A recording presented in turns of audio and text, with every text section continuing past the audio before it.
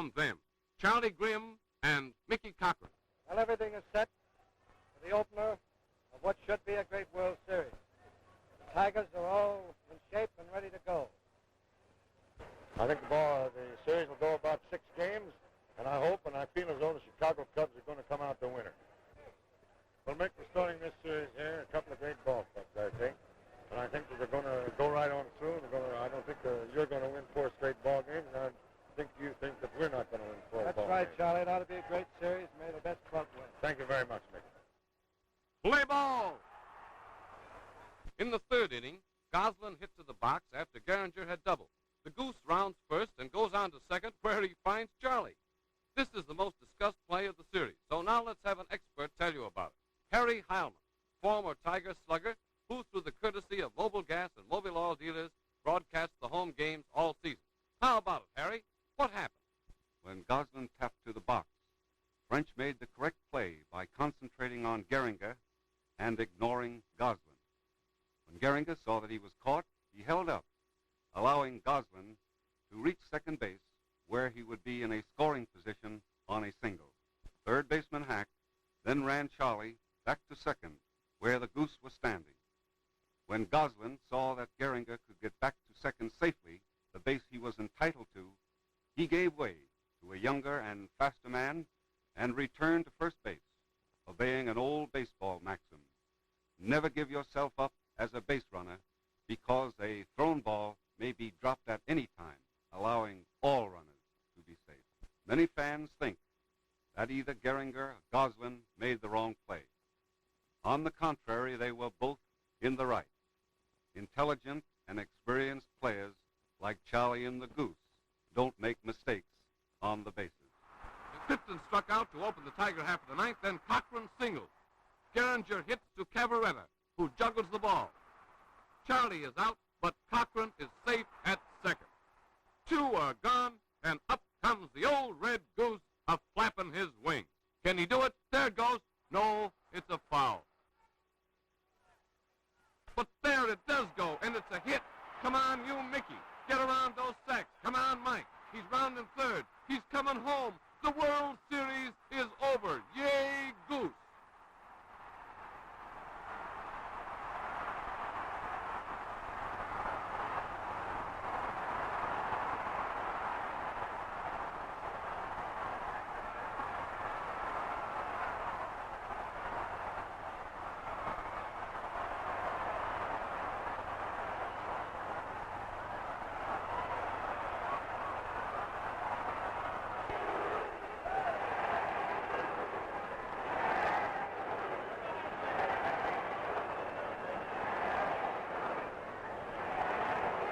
Polish off that run in the ninth, boy. Don't those numbers look pretty up there? And now, ladies and gentlemen, here are the new world champions, Mickey Cochran, Jojo White, Pete Fox, Bill Rogel, Eldon Ocker, Schoolboy Roll, Tommy Bridges, Flea Clifton, Marvin Owen, where'd you get that glove? Hank Greenberg, Charlie Gehringer, and Goose Goslin.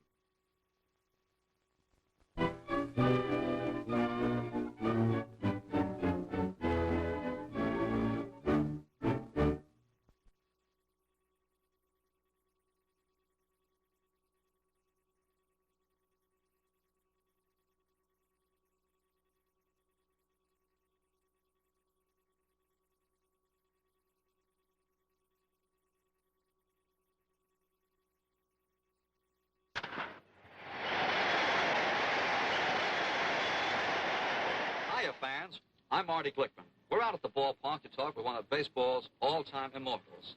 He's in the Hall of Fame, one of the greatest second basemen who ever put on a pair of baseball spikes. Charlie Gehringer of the Detroit Tigers. And here's Charlie now. Charlie, it's sure good to see you. Thank you, Marty. Same here.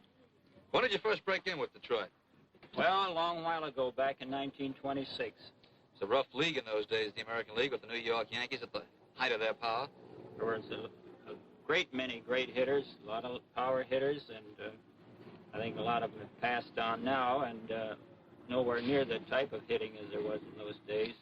Yes, Babe Ruth and Lou Gehrig and some of your teammates like Hank Greenberg and Rudy York.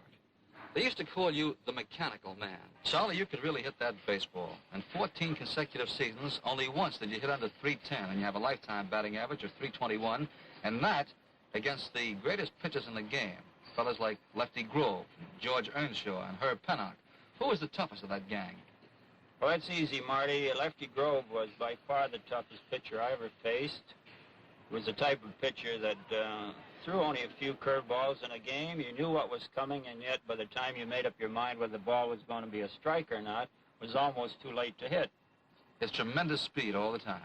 He had terrific speed, and he very rarely had an off day. Pitchers nowadays seem like they have terrific speed for one day, but the next day they may not have, or the next time out they may not have the terrific speed, but he always seemed to have it.